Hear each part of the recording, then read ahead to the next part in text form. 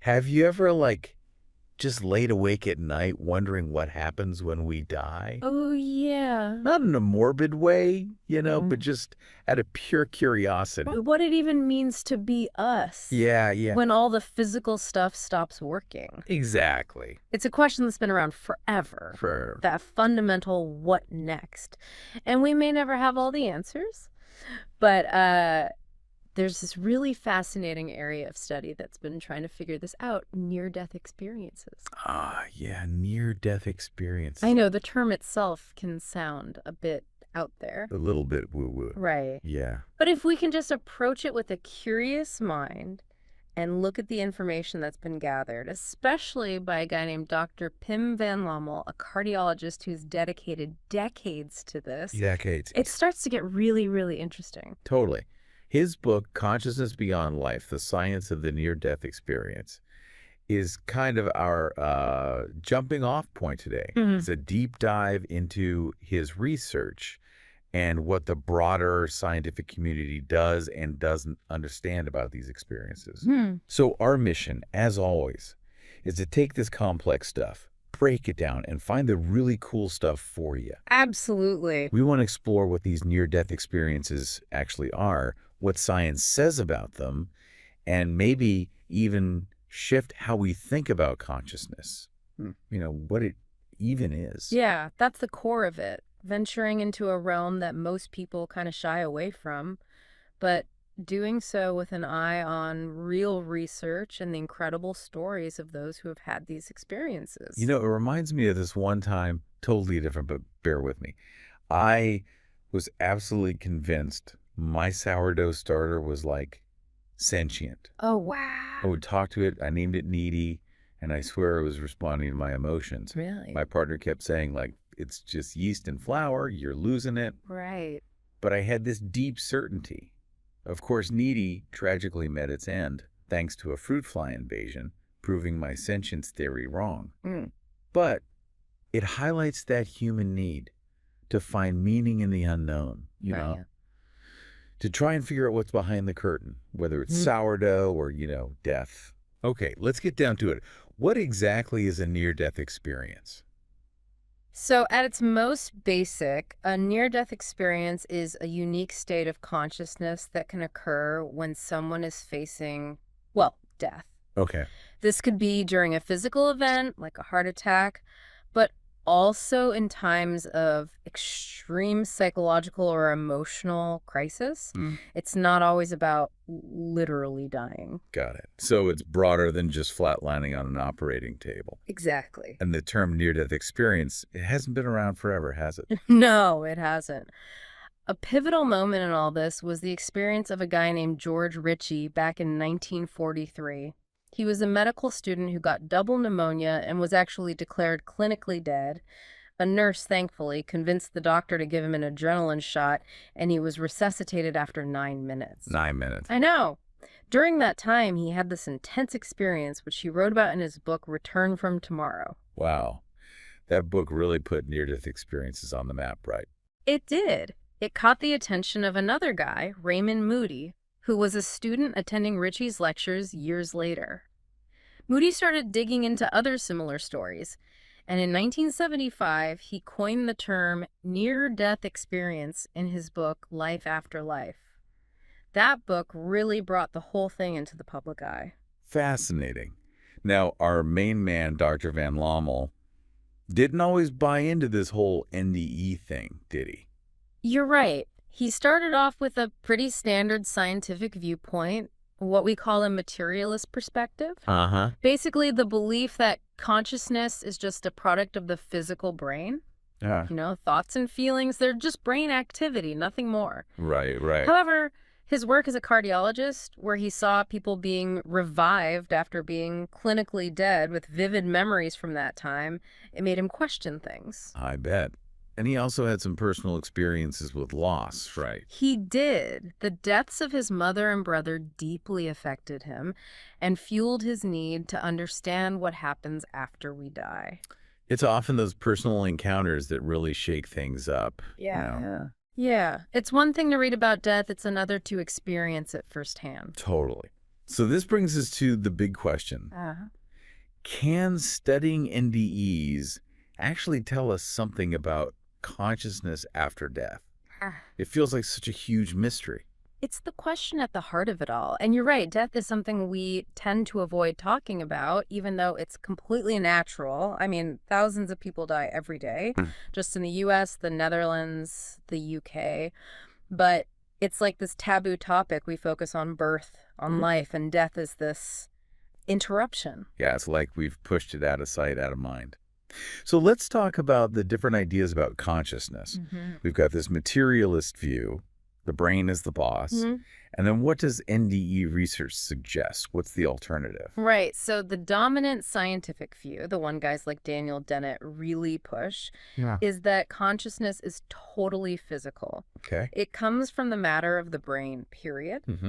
Our sense of self, our experiences, it's all an illusion created by the brain's processes. Okay, so it's like our brains are tricking us into thinking we're having these rich experiences. In a way, yes. And this has some big implications for things like free will and morality. Right. For just biological machines, do we really have choices? Are we really responsible for our actions? Exactly. Now, NDE research and some interpretations of quantum physics offer a different perspective. Okay, tell me more. They suggest that consciousness might not be limited to the physical brain at all. It could be non-local, meaning not bound by space and time. So not stuck in our heads. Right. And maybe, just maybe, it's always there in some way.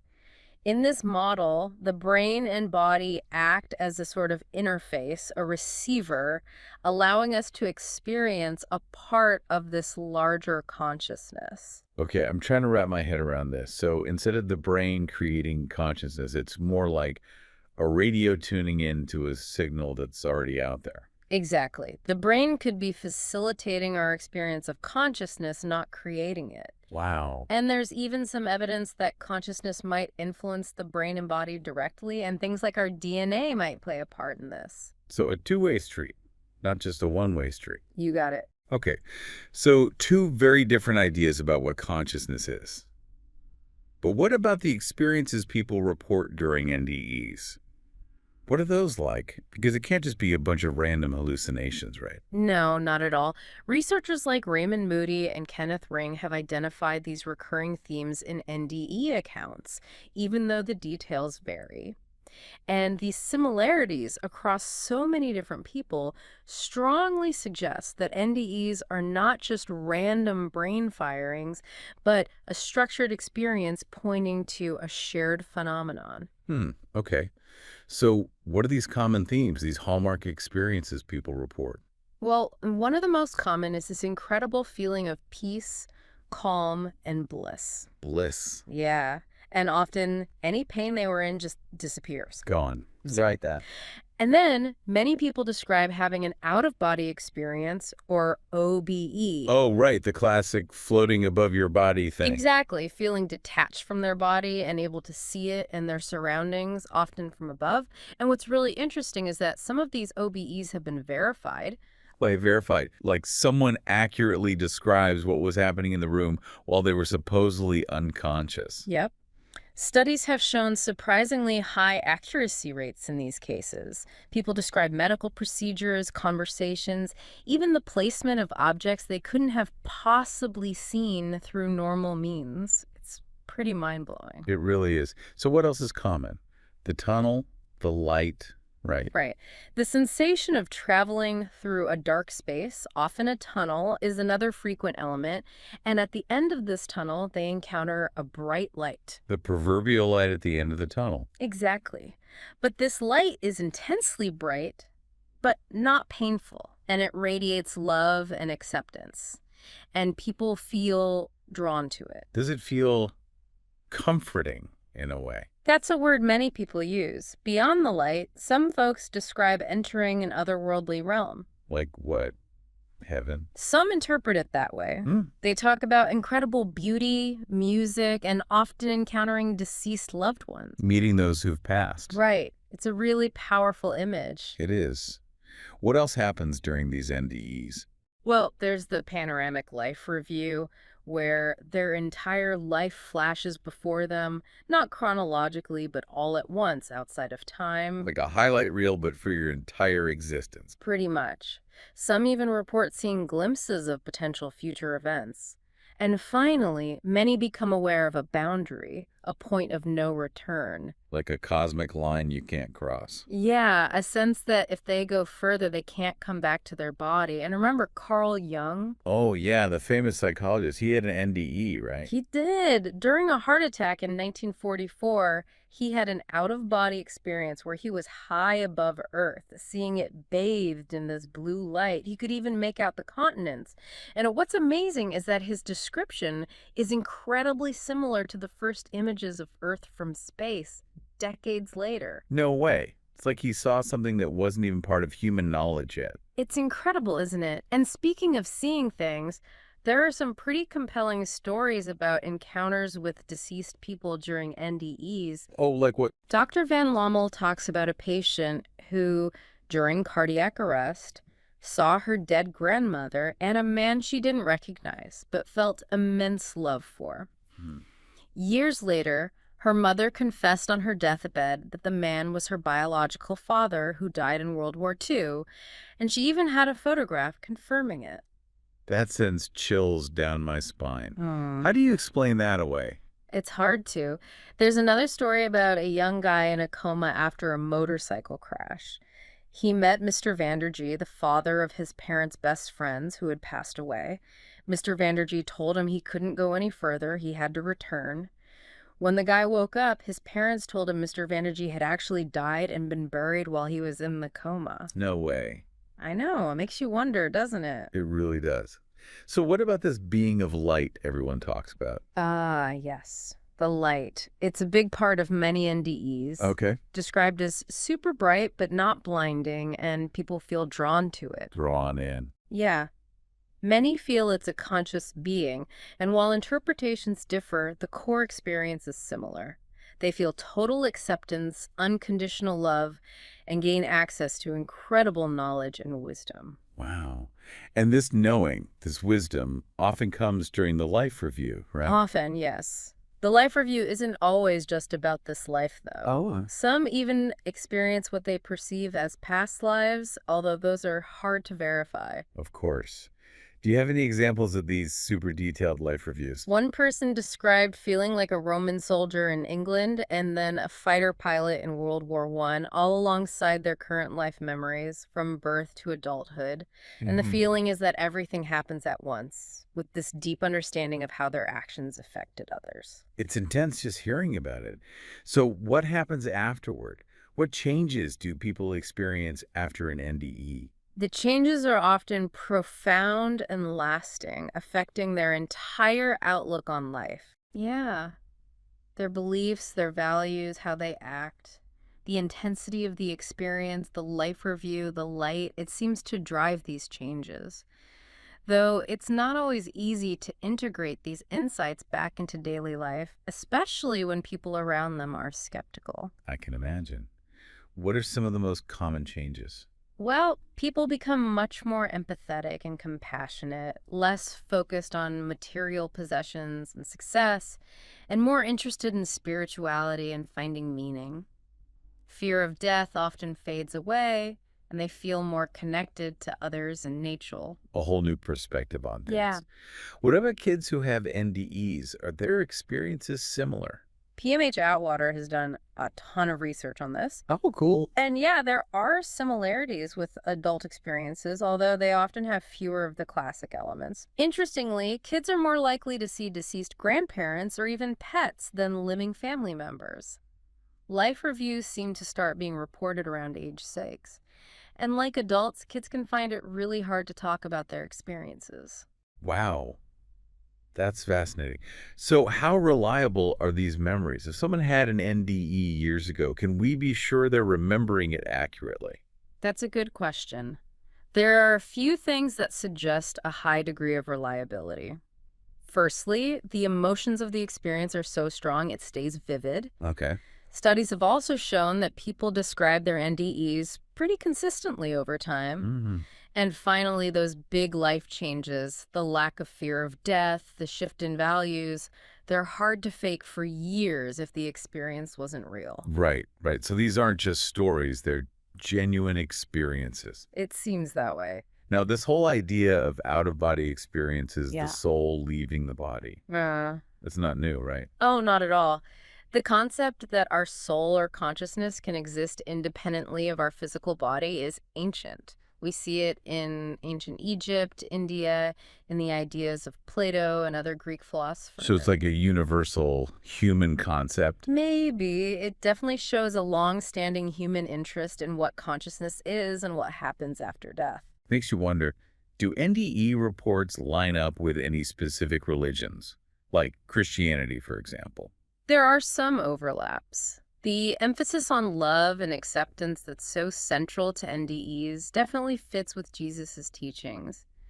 And the increased intuition some NDEs report could be seen as similar to some of Christ's miracles. But interpretations of the afterlife vary within Christianity.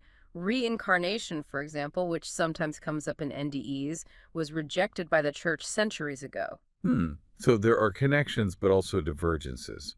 What about historical accounts that sound like NDEs? Oh, there are a bunch. In Plato's Republic, there's a story of a soldier named who journeys to the afterlife and comes back to tell the tale.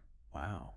Bede's A History of the English Church and People tells about Drythelm, who seemingly dies, experiences both heaven and hell, and then comes back to life changed. It's like a recurring theme throughout history.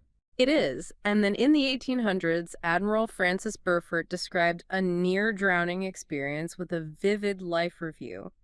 And a doctor, who appeared to have died from typhoid fever, reported seeing his own body and then having a choice to stay in this beautiful place or come back. Amazing.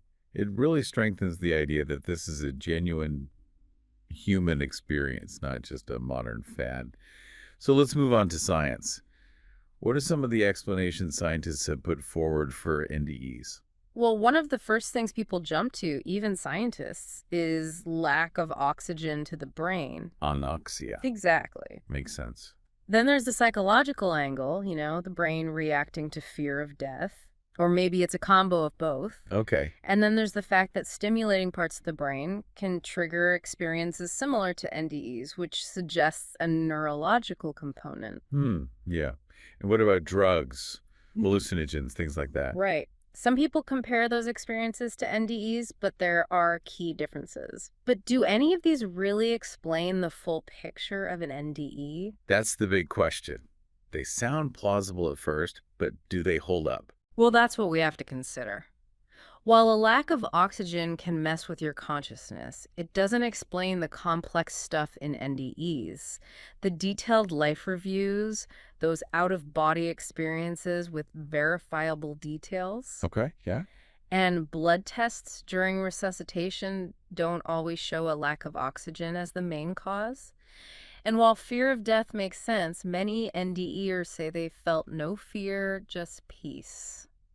Interesting. What about those brain stimulation and drug-induced experiences? Yeah. They usually result in fragmented memories, not a clear, coherent experience like an NDE. Makes sense. They rarely have a full life review or a real out-of-body experience where you see things accurately. Right. And people who take these drugs don't usually have those profound life changes afterward like NDEs do. So those theories don't quite cut it. They don't.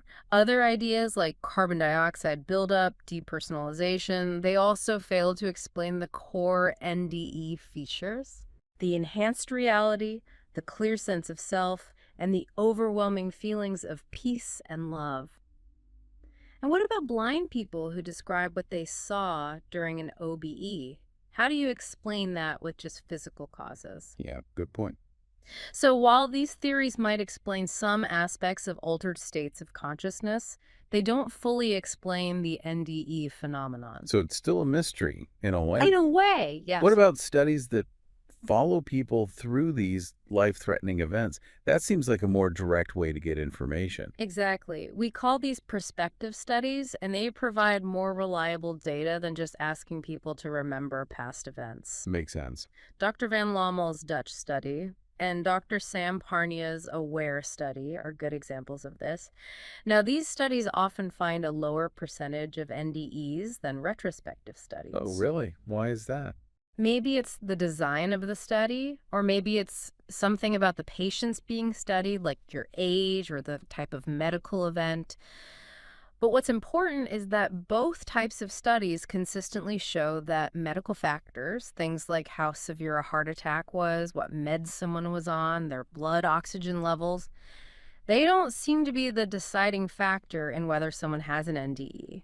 So it's not just a matter of physical conditions. No, not entirely. Yeah. And remember Dr. van Lommel's study where all the patients were clinically dead with no brain activity, but only some had these vivid experiences. Yeah. And these studies also show big differences in life perspectives between those who had an NDE and those who didn't, suggesting that the experience itself was really powerful and transformative. So the NDE is doing something, regardless of the medical stuff. It seems so. You mentioned an account earlier about a woman who had a cardiac arrest and saw cauliflower in her fridge. What was that about? Oh, yeah. That's a great example of a typical NDE. This woman, during her cardiac arrest, described moving into darkness but feeling totally at peace and safe. She felt like she was in this vast omniverse and even had a memory of what felt like a past life underwater. Wow. The sense of connection was also really strong. Mm-hmm. She described this glowing river of light and felt connected to particles that she recognized as the consciousness of people she knew, including her deceased brother. She could recognize individual consciousness. That's what she described. She felt like she was accessing this deeper universal knowledge and had to decide whether to return to her body. The choice to come back. That seems to be another common thread. It does, and her story highlights how hard it is to put the NDE experience into words. I imagine. It's like trying to describe a dream. You can't quite capture it. Exactly. So we've talked about medicine and personal accounts, but what about physics, specifically quantum physics? Yeah, you mentioned that earlier. How does quantum physics relate to consciousness and NDEs? It seems like a big jump. It might seem like a leap, but some researchers believe that quantum physics might help us understand those non-local aspects of consciousness we see in NDEs. Okay, I'm listening. Quantum physics has kind of turned our understanding of reality upside down. How so? Well, we have things like superposition, where a particle can be in multiple states at once until we observe it, Right. and entanglement, where two particles are linked no matter how far apart they are, so that they share the same fate. Einstein called that spooky action at a distance. Right. Right? He did. It's pretty spooky. And this interconnectedness across distance, that's what we mean by non-locality. Okay, so how does non-locality in quantum physics connect to the idea of consciousness being separate from the brain? Some say that consciousness might work on these same non-local principles, not being confined to a specific spot in the brain. So it's not limited by physical boundaries. Right. And then there's the idea of observation in quantum physics. Some radical interpretations suggest that the act of observation, the act of being conscious of something, might actually shape reality itself. So consciousness is shaping reality. Maybe. It's a mind-bending idea, but it suggests that consciousness could be more fundamental than we typically think. Wow, that's a huge shift in perspective. Yeah. What else from quantum physics could be relevant here? Well, there's this idea of phase space. It's a space of possibilities where things exist as waves of probability until they're measured and become particles. Some theories even propose a fundamental link between consciousness and matter, where consciousness or something like it is built into the universe, just like energy or mass. Okay, so it's not that consciousness arises from matter, but that it's an inherent property of the universe. Exactly. And what about entanglement? How does that fit in? Well, entanglement, with its instantaneous connection between particles, could offer a way for information, maybe even aspects of consciousness, to be transferred non-locally. Like in NDEs. Possibly. If consciousness operates through entanglement, then information isn't bound by the speed of light or the physical limits of the brain. Okay, so we're talking about information and maybe consciousness traveling instantly across any distance. Right. Mind-blowing. You also mentioned something called morphogenetic fields. What are those? Ah, yes. Rupert Sheldrake's idea. He suggests that information can be transferred across space and time through resonance. Resonance, like a vibration? Kind of. He says that systems with similar forms or patterns can influence each other without physically touching. Interesting. So, maybe this idea of information fields and resonance could explain how consciousness interacts with the body, and even why we see shared elements in NDEs across different people. So it's not just about the brain creating consciousness, but about consciousness being this broader field that we tap into. Exactly. There are models that see the brain as a filter or a receiver for this larger consciousness. Like, think about global communication. Cell phones, internet, that kind of thing. Right. We're constantly bombarded by information waves, but we don't know they're there until we have a device to tune in. Maybe the brain is like that for consciousness. That makes the idea of consciousness existing without a functioning brain a bit easier to swallow. It does, doesn't it? But what about our physical bodies? They're constantly changing. If consciousness isn't just in the brain, how does it stick with us through all that change? Yeah, good question. Our bodies are always regenerating, replacing cells, yet we feel like the same person. How does that work? Well, DNA might be the key. It's unique to each of us, relatively stable throughout our lives, and essential for all our cells, including neurons. So maybe DNA acts as a stable interface for this non-local consciousness, a kind of anchor in the physical world. So DNA is like the address for our consciousness. You could think of it that way. And what's really interesting is that a large chunk of our DNA, what they call junk DNA, doesn't have a known function. Junk DNA. Yeah, around 95%. Wow. Some think it could be involved in more subtle information processing or even in our connection to non-local consciousness. So not junk after all. Maybe not. And then there are biophotons.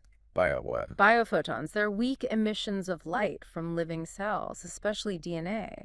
Some research suggests they could point to a link between our biology and these larger information fields. So the body might be more than just a machine. It could be an interface with consciousness. Exactly. It really makes you wonder what consciousness is at its core. Is it fundamental, like space and time, or does it only come from complex systems like brains? That's the million-dollar question. Consciousness is invisible, yet it's the foundation of our entire experience. No consciousness, no perception, no thought, no anything. Some say it's primary, always there, and our bodies are just filters, limiting our perception of a bigger reality. Like we're only seeing a tiny part of the picture. Exactly. And this brings to mind things like deathbed visions and after-death communication. Oh yeah, those are fascinating. Are they connected to NDEs in some way? They often come up in these discussions.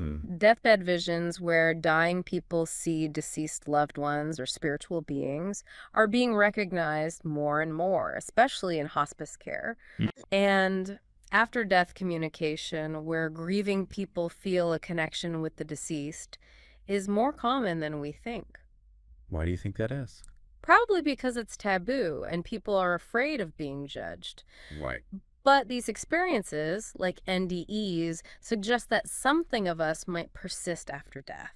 It's like the veil between worlds gets thinner. Yes, exactly. So if consciousness can exist non-locally, could that explain other things we consider paranormal, like intuition or remote viewing? That's a possibility some researchers are looking into. It's a big shift in how we see the mind and what it's capable of. I can see why these ideas can be controversial in science. Absolutely. Researching NDEs and non-local phenomena often faces pushback, sometimes even ridicule from the scientific community. Scientists, like everyone, have their own beliefs about life and death, and those can affect how they interpret new findings.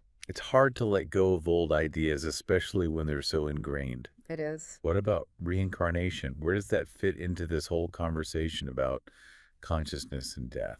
Reincarnation research, especially the work of Ian Stevenson, is definitely relevant. Right. He studied children who spontaneously remember past lives, often with very specific details that can sometimes be verified. It's incredible but controversial, right? It is. Mainstream science is still debating it, but it offers another perspective on the continuity of consciousness beyond this life.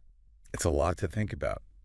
This whole discussion also raises some ethical and medical questions, especially around brain death and organ transplantation. It does. How so? Well, we define brain death as the end of life, which is crucial for organ donation. But a brain-dead body can still function for a while, even have reflexes. Right. It makes you wonder when life really ends and when consciousness is truly gone. It's a blurry line. It is. And then there's the Lazarus phenomenon, where brain-dead people sometimes move spontaneously, and the need for anesthesia during organ retrieval. It all adds to the complexity. We need organs, but we need to be absolutely sure about when consciousness has ended. It's a tough situation. It is. It also highlights the need for better support for those who have had NDEs. They must feel so lost and confused. Absolutely. Many NDEs say they feel misunderstood by healthcare professionals who don't know much about these experiences. They often find support in peer groups and with therapists who specialize in transpersonal psychology or NDEs. So those who've had NDEs need specialized support to process these life-altering experiences. Yes, definitely. Organizations like IANDS, the International Association for Near-Death Studies, provide great resources and a sense of community for NDEs and their families. It's crucial that healthcare professionals become more aware of NDEs and the challenges people face after having them. Agreed. We need a more open-minded approach to consciousness and death in healthcare. One last question. How might a better understanding of NDEs change our views on end-of-life decisions like euthanasia?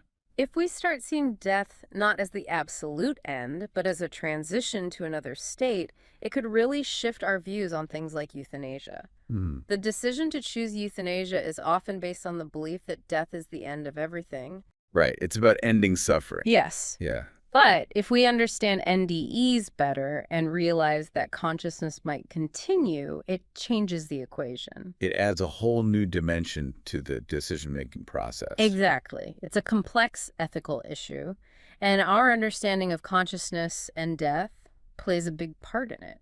It's a lot to ponder. Yeah. This has been an incredibly thought-provoking deep dive into near-death experiences and the nature of consciousness. To sum up, what are the key takeaways from all this? Well,